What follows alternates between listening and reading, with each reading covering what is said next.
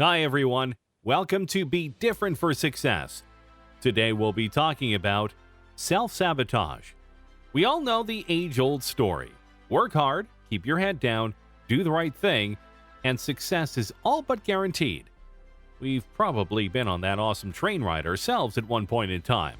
We're getting great results on a project at work, so we come home happy and satisfied.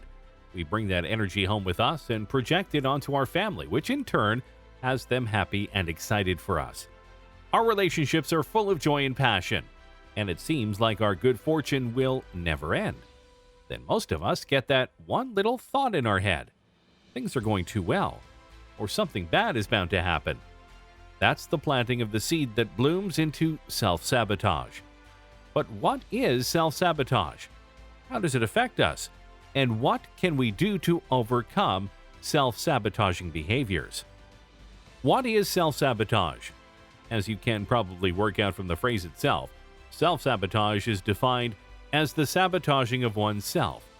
What this means is that we allow our behaviors to actively or passively derail our long-standing goals, which in turn can affect our daily lives. Those behaviors most often include procrastination, comfort eating, and binge-watching television. They also often include much more destructive behaviors, such as self-medicating with drugs and alcohol or forms of self-harm. Now, obviously, some of these are extreme cases and not to be expected in most circumstances. Personally, I struggle with procrastination. I'll be in a state of flow for a long period of time, and then something will distract me long enough that I lose my train of thought. I'll put off getting back to my project by telling myself, I'll do it tomorrow, or once I'm back in the zone, I'll knock it out. Then unconsciously, I'll look for every reason not to finish whatever I was working on. But what is the psychology behind it?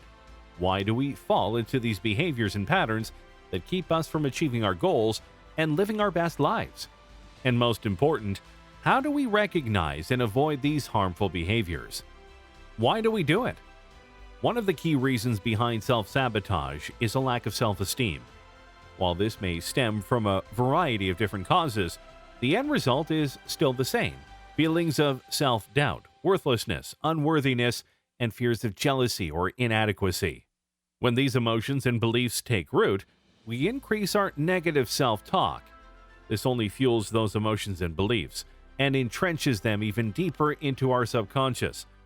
And because of the way our subconscious mind works, when we embed these commands into our minds, we begin to unconsciously find faster and easier ways to manifest them. What does self-sabotage look like in our everyday lives? While some of the examples above are blatantly obvious, self-sabotage manifests itself in subtle and often disruptive patterns of behavior that we don't automatically recognize or see. Behaviors such as making impulsive negative decisions, indecisiveness, and unjustly criticizing yourself are all signs of self-sabotage. On the flip side, self-sabotage can also take the form of perfectionism. Have you ever not done something or put something off because you thought it was less than perfect, or just needed a little more this or that? Have you ever put something off because you're just too tired or you had a long day? What about that time you shed 50 pounds and then, on a whim, decided to treat yourself to a late-night drive to fast food that ended up lasting about 3 days? All of the above are behaviors and patterns of self-sabotage that most of us do every single day. The worst part is that once we fall into these behaviors, they tend to become patterns that snowball into devastating habits. How do we recognize these behaviors and prevent them from becoming habits? Step 1 is to take a deep introspective look at oneself. In order to prevent these behaviors, we have to know the source of our actions and then actively challenge and confront them. This takes some time and self-reflection, and will often lead us to reverting to a defensive mode in order to justify our self-sabotaging traits.